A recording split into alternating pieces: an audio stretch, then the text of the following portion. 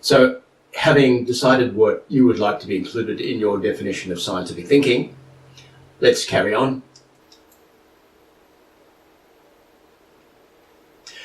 There's another important video that I need to show you. There's a lot of information from outside coming into this course, and it's all vital because I know we haven't got to content yet, but content changes from year to year. This syllabus's content is radically different from the technology in the previous syllabus's content. Science doesn't change that rapidly, though actually these days it does. So the content is the vehicle for us to achieve the vision. And Sugata Mitra has a lot to say about the vision that we can follow in educating students. And let me give you a little bit of background to Sugata Mitra. He was working as an engineer, a design engineer in Delhi. This is some years ago. And if you've ever been to India and to one of the major cities, you'll know that there are these beautiful buildings like the one that Sugata Mitra was working in, and alongside of that there'd be a slum, and then alongside of that there might be a huge area for washing clothes, and then some eating area, and so there is really no planning as we have here. And so Sugata Mitra's office building was actually next to a slum. He had this task of designing a terminal that had to be used in a supermarket. It was many years ago, and it was a box type of terminal, and instead of having a normal mouse to make it more robust, it had little levers that you use the levers with, and he had to test how it would work. And he had this idea, and what he did was he went down to the slum next door and knocked a hole in the wall. It became known as the hole in the wall experiment, and plugged this terminal in, connected it to the internet, set up cameras to watch it, and left. And the adults took very little notice of it, but after a little while, a little fellow came around, and he was fiddling with the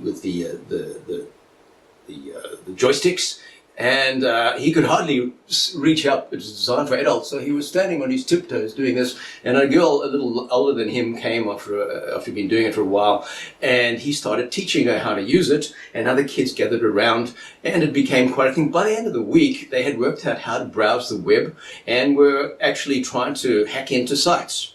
And Sugata Mitra thought, wow, this is a lot more interesting than designing terminals.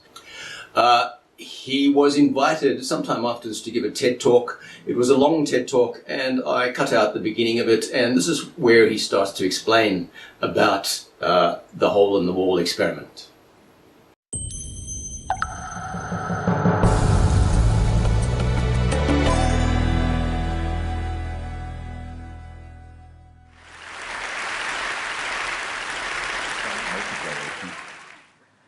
And all over India, at the end of about 2 years, children were beginning to Google their homework.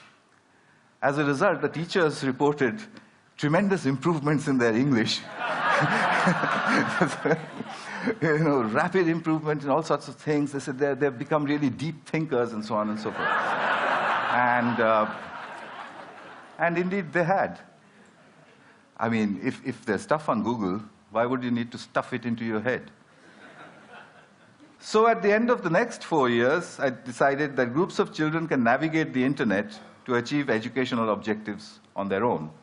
At that time, a large amount of money had come into Newcastle University to improve schooling in India. So Newcastle gave me a call. I said, I'll do it from Delhi. They said, there's no way you're going to handle £1 million worth of university money sitting in Delhi. So in 2006, I bought myself a heavy overcoat and moved to Newcastle. I wanted to test the limits of this system. The first experiment I did out of Newcastle was actually done in India, and I set myself an impossible target. Can Tamil-speaking 12-year-old children in a South Indian village teach themselves biotechnology in English on their own? And I thought, I'll test them, they'll get a 0, I'll give them material, I'll come back and test them, they'll get another 0, I'll go back and say, yes, we need teachers for certain things. I called in 26 children. They all came in there. I told them, look, there's some really difficult stuff on this computer. I wouldn't be surprised if you didn't understand anything. It's all in English, and I'm going. So I left them with it. I came back after 2 months, and the 26 children marched in looking very, very quiet. I said, well, did you look at any of the stuff? They said, yes, we did. Did you understand anything? No, nothing. So I said, well, how long did you practice on it before you decided that you understood nothing? They said, we look at it every day. So I said, for 2 months you were looking at stuff you didn't understand. So a 12-year-old girl raises her hand and says, literally, apart from the fact that improper replication of the DNA molecule causes genetic disease, we've understood nothing else.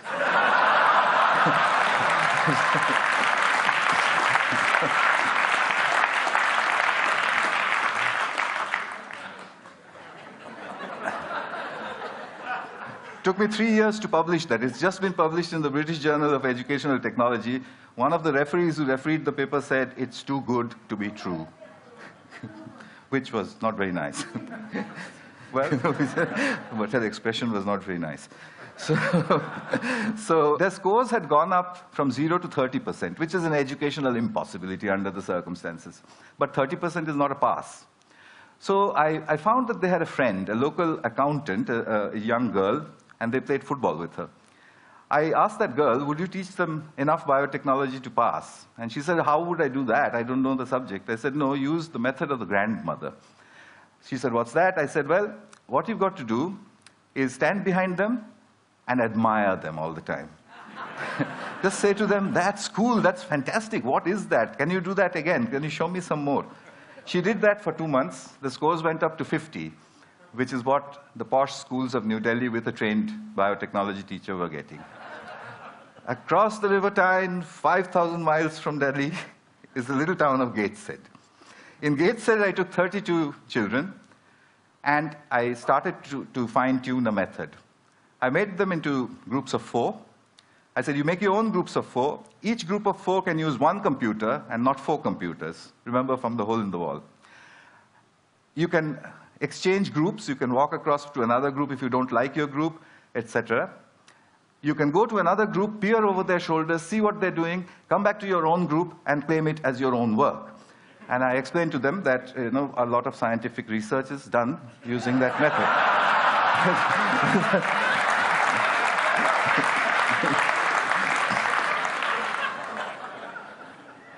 The children enthusiastically got after me to say, now what do you want us to do? I gave them 6 GCSE questions.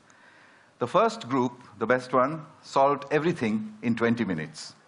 The worst, in 45. They used everything that they knew. News groups, Google, Wikipedia, Ask Jeeves, etc. The teachers said, is this deep learning? I said, well, let's try it. I'll come back after 2 months. We'll give them a paper test, no computers, no talking to each other, etc. The average score when I had done it with the computers and the groups was 76%. When I did the experiment, when I did the test after 2 months, the score was 76%. There was photographic recall inside the children, I suspect because they're discussing with each other. A single child in front of a single computer will not do that. I have further results which are almost unbelievable of scores which go up with time.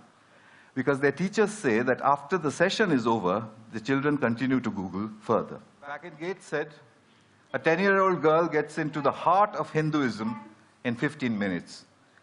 Stuff which I don't know anything about. 2 children watch a TED Talk. They wanted to be footballers before.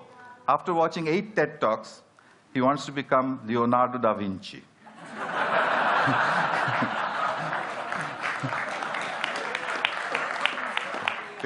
It's pretty simple stuff. This is what I'm building now. They're called souls, self-organized learning environments. The furniture is designed so that children can sit in front of big, powerful screens, big broadband connections, but in groups. If they want, they can call the granny cloud. This is a soul in Newcastle. The mediator is from Pune, India. So how far can we go? One last little bit and I'll stop. I went to Turin in May. I sent all the teachers away from a group of 10-year-old students. I speak only English, they speak only Italian. So we had no way to communicate. I started writing English questions on the blackboard. The children looked at it and said, "What?" I said, "Well, do it." They typed it into Google, translated it into Italian, went back into Italian Google. 15 minutes later,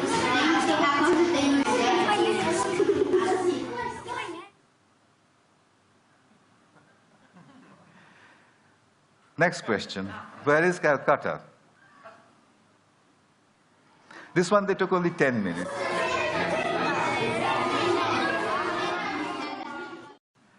I tried a really hard one then.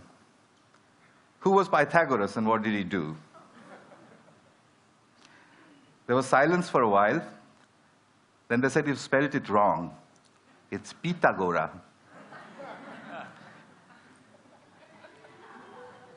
And then, in 20 minutes, the right-angle triangles began to appear on the screens. It just sent shivers up my spine. These are 10-year-olds.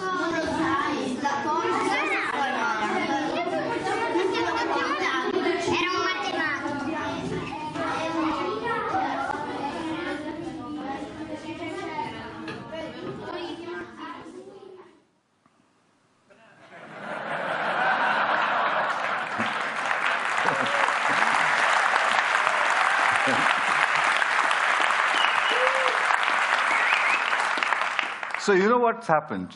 I think we've just stumbled across a self-organizing system.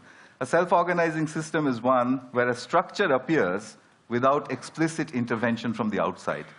Self-organizing systems also always show emergence, which is that the system starts to do things which it was never designed for, which is why you react the way you do, because it looks impossible. I think I can make a guess now. Education is a self-organizing system where learning is an emergent phenomenon. It will take a few years to prove it experimentally, but I'm going to try. He actually did a second one, and he's done a third one. But the second one, in 2014, the TED organization initiated their inaugural donation or award of $1 million to that person who could give a presentation that the audience and the reviewers felt would have the best chance of making change. And Sugata Mitra presented his idea of a cloud learning coming from what he found in the hole in the wall, and he received the $1 million award. The syllabus mentions special needs and gifted and talented students, and I haven't gone into the separate syllabus for that. But what I want to highlight is this overview of students with special education needs, and this option that is available and a very valid one for primary school teachers, and that is for acceleration, promoting a student to a level of study beyond their age group. So if you have some advanced students and you're trying to figure out what to do with them, what you can do is you can read the year 7 to 8 syllabus. It's strange, but when I ran this course face-to-face, I had both primary and secondary school students, teachers in the same rooms. They worked on separate strands, but I wanted them together because primary school teachers do not have a reason to read the secondary syllabus. And secondary teachers really don't have the faintest interest in what happens at primary school. Primary do because you're preparing for the secondary school. And yet, if you're looking at a way to promote, to accelerate students, moving them on to year 7, 8 in the secondary syllabus is very valid. And just in technology, you might look at things like coding in a text-based language, which you don't do there, but it's built in to the secondary syllabus. And similarly, secondary students should have the primary syllabus in front of them for their special needs syllabus, so that they can they can decide, well, what we'll do is we'll let them actually address part of the stage 3 syllabus, even though they're in stage 4. So I'm suggesting that it is really a good idea to have a copy of the secondary syllabus in your school and be aware of what it actually, the options it gives you for talented students. And special needs students, of course, you know the entire syllabus, so you know, of course, you can, I mean, you do this all the time with a stage 3 student. You can say, well, what we'll do is we'll allow them to spend more time on stage 2. We're going to go on to the syllabus objectives, the goals, and we'll use the term objectives rather than the organization theory term goals. And where do they fit in? After the vision statement and mission statement, statements of strategy, the goals, objectives, actions, and action plans are given to break down into detail how the mission will achieve the vision. The goals are generated based on what the syllabus wants to achieve. So what happens is that you have your vision and the mission says how you're going to achieve it, and that's broken down into your goals. These are very important. They're actually saying, what will we see when we achieve what we want to from the syllabus? And you can then go look at your outcomes, and the outcomes should match what you say in your goals. Because if they don't, then you're not going to be able to assess whether you've achieved your goals or not. Let's have a look at the goals. So the syllabus is broken down in some somewhat complex ways. So it's broken down into 2 generic areas and 4 content-specific areas, the objectives of the goals. Let's call them objectives. The generic areas, you'll find that there are outcomes, identical outcomes for these within each of the knowledge and understanding. So living world, material world, physical world, earth and space, digital technologies, you'll find these working scientifically, design and production outcomes, and we're actually talking at a high level of objectives. They feature all the way through it. So the generic areas, the generic objectives you're supposed to be aware of, and your program should include them in each of the strands that you're teaching. So they stand above all of them. And then the objectives of each of the strands are, what do you want your children to achieve, to know from the knowledge and understanding from those strands. That's a useful diagram. It does, I think it's not a perfect job, but it does help understand a bit more about how the syllabus is structured. So under the objectives, we have skills objectives, and then we have knowledge and understanding. And notice to the side, the thinking skills, they actually aren't listed as such in the objectives. They kind of stand alone, and you're supposed to think, well, I think I'll include this one here, and I think I'll include that one there. And there are some suggestions on where you might or might not include them, but it's more or less up to you. So there's skills objectives, and then their knowledge and understanding objectives. The skills objectives are broken down further into working scientifically and design and production. The skills are scientific, they develop skills in scientific inquiry through working scientifically, design and production processes in the development of solutions, and design and production of digital solutions. And in knowledge and understanding, they develop knowledge and understanding of the natural world, including living things, materials, forces, energy, earth and space, those are the strands. And the built environment, including engineering principles and systems, food and fiber and material technologies, and then digital technologies. So all of those are the strands. And now the third one is values and attitudes, and these are the values and attitudes. These are goals. These are what we want our students to show at the end, show that they have, that they reflect, that they use and value these values and attitudes. Value the importance and contribution of science and technology in developing solutions for current and future personal, social, global issues, and in shaping a sustainable future. Hopefully, today's students will come to value that and persuade our politicians that they should value it too.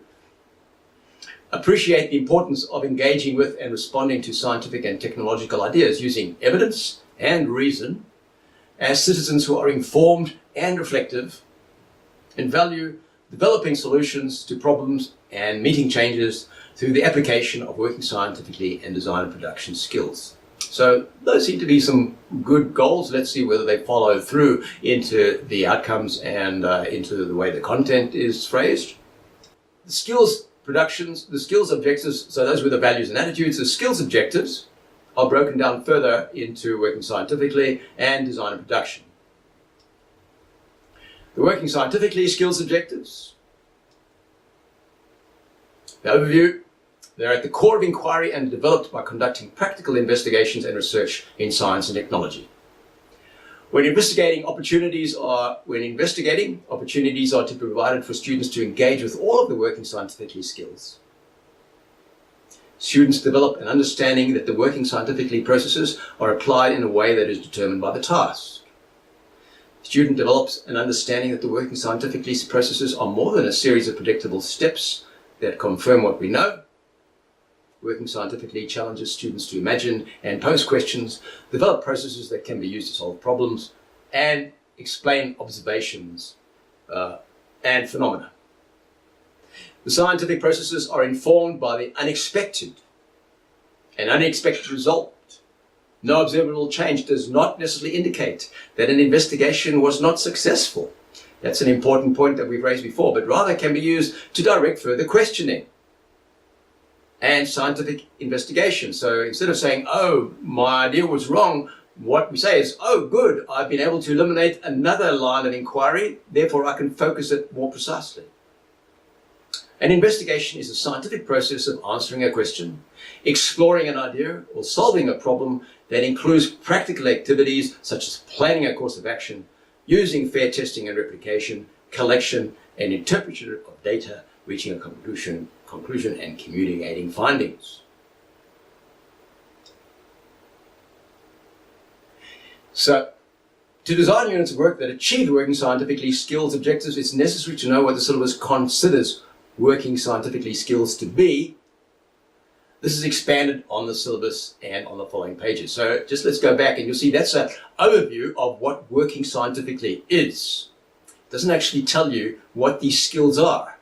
It just says this is what they'll be doing when they're working scientifically. So what do you actually see them doing? That's broken down further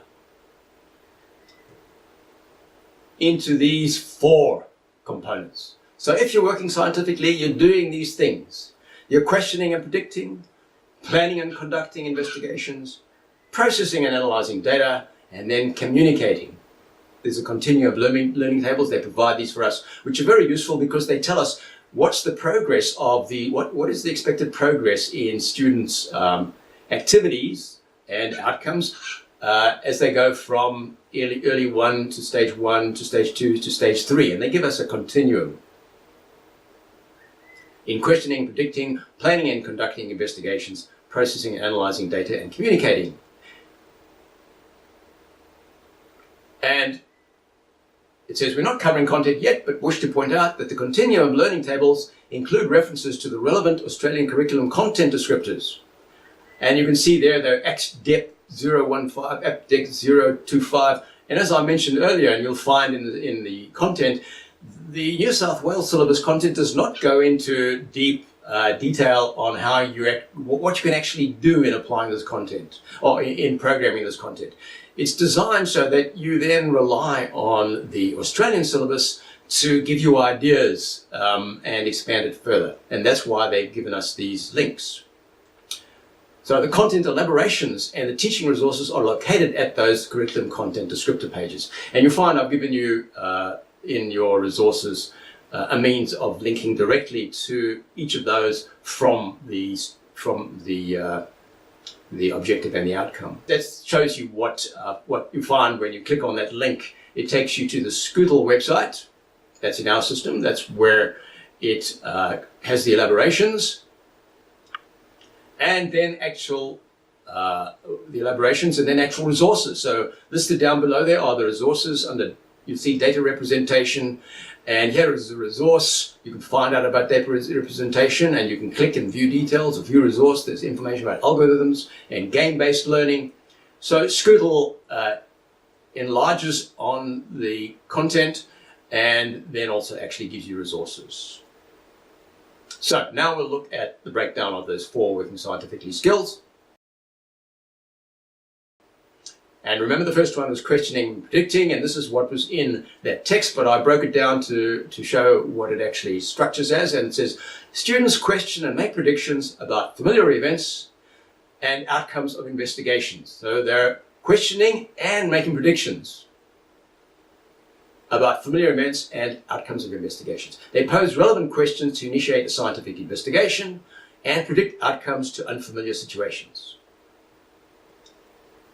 And there's the continuum of learning. And what I did was I highlighted in color where things replicate themselves. So you can see post questions about familiar objects and events, respond to questions about familiar objects and events. Now that continues on into stage 2. So the first one is about familiar objects and events, but in stage 1 now, the students are not given the advantage of it being a familiar object and event. It's now more broad, and coming in stage 1 is make predictions about possible findings. Then stage 2, that pose has actually been enlarged to identify and pose questions in, instead of about familiar objects, it's in familiar contexts that can be investigated scientifically, and then make predictions is there again, but it's based on prior knowledge. And finally in stage 3, we still have pose questions, but they're now testable questions, and we have them make predictions, but it's make and justify predictions about new things, scientific investigation. So you can see there the continuum, and to make it easier to actually pick up where new things are appearing and what the changes are, I've used color to help with that. The next one is planning and conducting investigations. Students explore their surroundings and develop strategies for planning, conducting fair testing.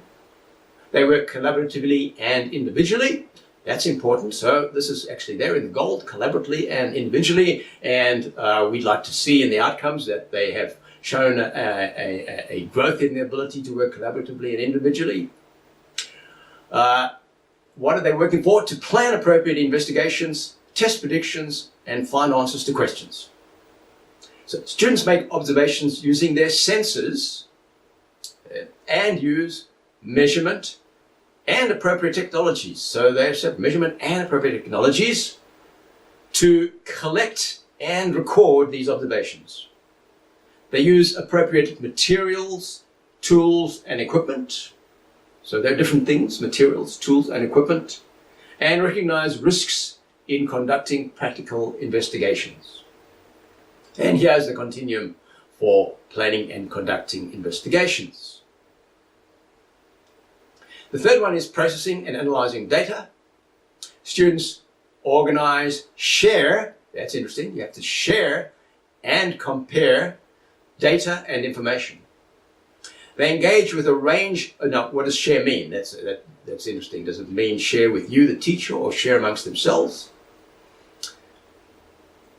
They engage with a range of representations, including graphs, tables, and labeled diagrams. So that's quite clearly spelled out. Students discuss observations and use reasoning to describe patterns and relationships. They develop mathematical skills to represent data, justify conclusions, and share their findings. Students analyze their findings and reflect on the effectiveness of the investigation by assessing the reliability and validity of the data collected. Well, what's the difference between reliability and validity? There must be a difference, because otherwise it wouldn't be separated off into two things. So that's an interesting question. In fact, what I would ask my students to do, I'd say, look, I guess it's more for stage 3. The goals say we have to check the reliability and the validity, and I don't know what the difference between those is. Can you please go and look up the definition and tell me what we're looking for, so we make sure that we are checking the right things? And here's the continuum. And finally, communicating skills. Students communicating by using and constructing a range of representations, including tables and graphs. So I guess that means, to me, that means they can use other people's and construct their own. Because if it said and by constructing and using, it means that they only use their own. So there they can use and they can construct a range of representations, including tables and graphs. So they can look them up on the web and make their own, to represent and describe, represent and then describe observations, and identify relationships in data using appropriate technologies. They share and communicate their observations, share and communicate. Again, share and communicate their observations. I think share means actually share with other people, because otherwise if it's just to us as teachers, that's communicating. And what are they sharing as observations and ideas in a variety of ways to explain processes and their understandings of concepts. So those are the objectives, the skills objectives that we're trying to achieve through teaching this syllabus.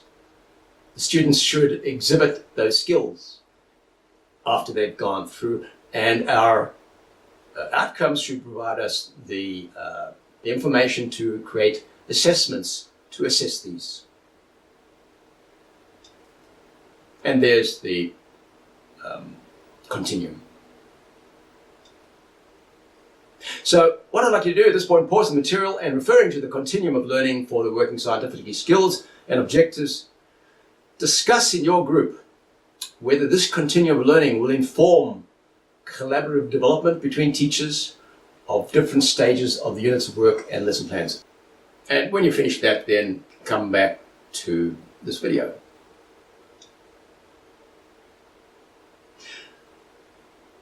We've looked at the working scientifically skills. Now let's have a look at the design and production skills objective. So here's the overview again.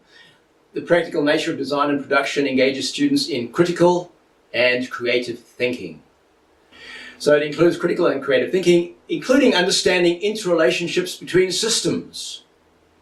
Right, so systems thinking as they solve complex problems. Students develop skills to plan, organize, and monitor activities and processes as they manage projects to completion.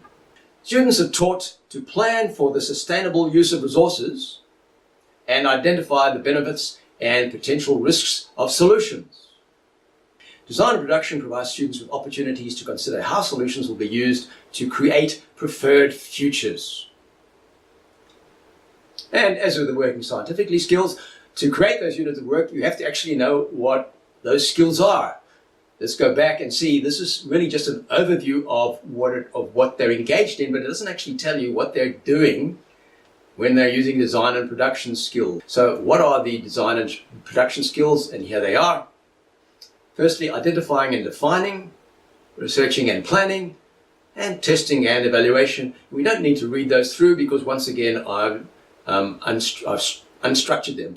So the first is identifying and defining. Students consider the contribution of technologies to their lives. They make judgments about them and explore needs and opportunity for designing. They question and review existing products, processes, and systems. They explore needs or opportunities for designing. Define problems to be solved. Describe to solve a problem the sequence of steps and designs and algorithms. And decisions and algorithms, and establish criteria for a successful design solution. And there's the continuum of learning, which I've done the same, break it down into colors so you can see how it is progressing from stage to stage. And the next one is researching and planning. Students identify factors that may influence and dictate two separate meanings. So students will have to differentiate between those, influence and dictate, the focus of the design idea. Explore options and represent and refine ideas. They investigate materials, components, tools, equipment, and or processes, each of those being different, to achieve intended design solutions. They generate, develop, and communicate design ideas and information using appropriate technical terms and graphical representations. They develop project plans that include consideration of resources, and they design, modify, and follow simple algorithms and steps in the development of a design solution. I like the use of the word algorithms there because you'll see when we get on to what we did when we looked at computational thinking. An algorithm is a series of steps to achieve an outcome.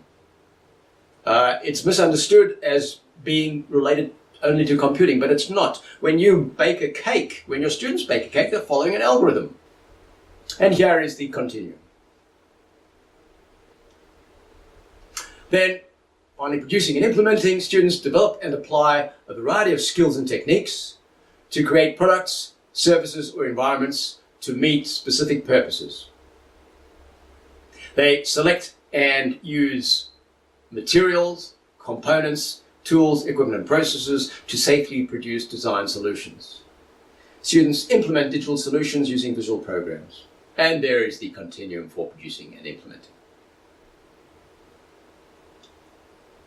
And finally, testing and evaluating. Students evaluate their design ideas, processes and solutions. Well, it doesn't say theirs, it just says evaluates design ideas, processes and solutions to inform decision making about the quality and effectiveness of design solutions. They determine effective ways to test and judge design solutions against predetermined criteria. That's important, they must be predetermined. You figure out what it is you're going to use as your test, and they become your predetermined criteria. They reflect on processes and transfer their learning to other design opportunities. Students explore how people use information systems to meet needs and opportunities. And there's the continuum for testing and evaluating. So at this point, pause this material and referring again to the continuum of learning, this time for the design and production skills. Discuss in your group whether this continuum of learning will inform collaborative development between teachers at different stages of units of work and lesson planning. So if you can take your time to have a look at that.